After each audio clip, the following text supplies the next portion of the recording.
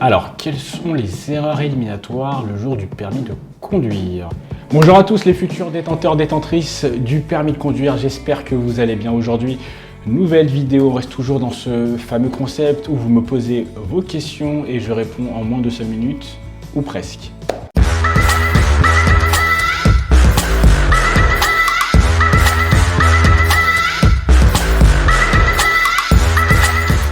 Avant de répondre à la question, n'hésitez pas, si ce n'est pas déjà le cas, à vous abonner à ma chaîne et activer la petite cloche pour être au courant de mes prochaines vidéos. Alors, les erreurs éliminatoires, mais cette question, elle revient souvent. Elle revient très souvent, mais je ne vais pas vous répondre de la manière dont vous vous attendez. Vous doutez bien qu'en 5 minutes, je ne vais pas vous faire un listing, de toute façon, il y a trop de fautes éliminatoires. Déjà, on va définir ce que c'est qu'une faute éliminatoire. Une faute éliminatoire, c'est lorsque, pendant votre prestation le jour du permis de conduire, vous allez faire une faute qui va mettre soit votre sécurité en jeu, ou alors celle des autres usagers. Comprenez bien qu'à partir de là, des fautes éliminatoires, je peux vous en citer 1 million. Bon, j'exagère un petit peu avec le million, mais vous m'avez compris. Attention, je ne dis pas qu'il ne faut pas être au courant des fautes éliminatoires. Je m'informe moi-même mes élèves, mais si un élève fait une faute pendant un cours de conduite, moi je vais lui informer premièrement de la gravité, les conséquences le jour du permis de conduire, mais également dans la vie quotidienne.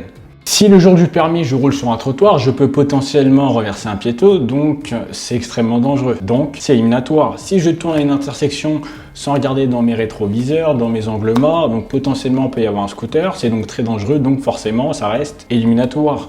Encore une fois, il y a le côté très académique le jour du permis de conduire, entre parenthèses les fautes éliminatoires, mais également le côté très rationnel. Nous, ce qu'on va attendre de vous lorsque vous conduirez seul, c'est une conduite qui est un minimum rationnel, un minimum sécuritaire. À partir d'un certain niveau, si vous avez vraiment validé toutes vos compétences, vos objectifs, le permis va devenir assez psychologique. Donc vos pensées vont vraiment avoir un impact sur vos actions, donc forcément cela aura une conséquence sur vos bêtises.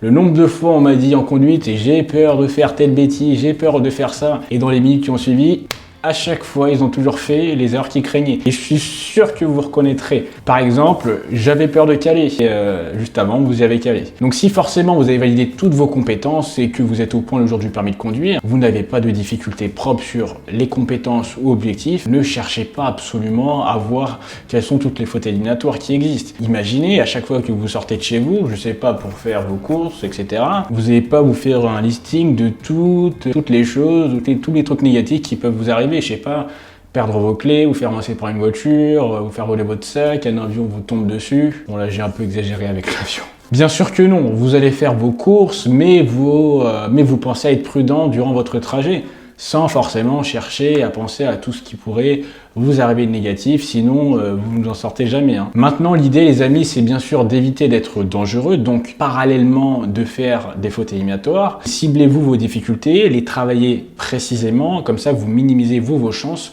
de faire des fautes graves, donc des fautes éliminatoires. Pour conclure à cette question, quelles sont les fautes éliminatoires? C'est tout ce qui va vous mettre vous en danger ou bien les autres. Si vous grillez un feu, vous ne gardez pas votre trajectoire. Si vous heurtez violemment un trottoir, bien sûr, logiquement, ce sera une faute éliminatoire. Si déjà vous avez compris ça, vous avez compris ce qu'on attend de vous, faites votre conduite, ne cherchez pas forcément à vous faire un listing de toutes les fautes éliminatoires, sauf si forcément vous avez des difficultés sur une compétence. Là, il faut les renforcer pour éviter de les faire le jour du permis. Mais si vous n'avez pas de difficultés propres, rien ne sert de faire un listing de toutes les fautes.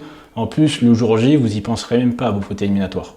Voilà, j'espère que cette vidéo vous aura plu. Si c'est le cas, n'hésitez pas à la partager un maximum, à vous abonner. Si ce n'est pas déjà le cas, je vous laisse poser en commentaire vos questions et j'y répondrai avec grand plaisir, bien sûr, à celle qui est le plus demandée. Et sur ce, je vous souhaite une bonne journée. Ciao!